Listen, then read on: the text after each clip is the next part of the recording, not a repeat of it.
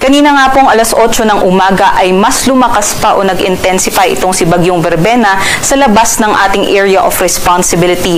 Malapit po sa may Pag-asa Island, Kalayaan. Ito po'y typhoon category na at kaninang alas 4 ay nasa layong 265 kilometers north-northwest ng Pag-asa Island, Kalayaan, Palawan. May taglay pa rin po na hangin na abot sa 140 kilometers per hour at pagbugso na abot sa 170 kilometers per hour. Sa ngayon, kumikilos po ito pa west-northwestward at may kabagalan pa nga 15 kilometers per hour na lang po ang kanyang pagkilos at nakakaapekto pa rin po ito sa may Kalayaan Islands. Other than that, meron pa rin po tayong mga weather systems na nakakaapekto po sa ating bansa.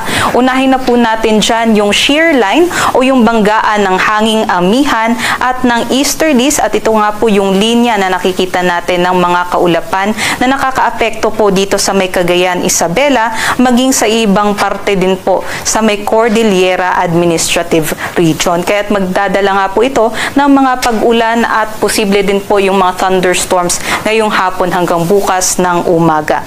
Yung amihan naman, magdadala din po ng mga cloudy skies with rains dito po sa may extreme northern Luzon, maging sa may nalalabing bahagi ng northern Luzon. So, makabilang na po dyan ang Ilocos Region, yung natitirang bahagi din po ng Cordilleras at natitirang bahagi ng Cagayan Valley.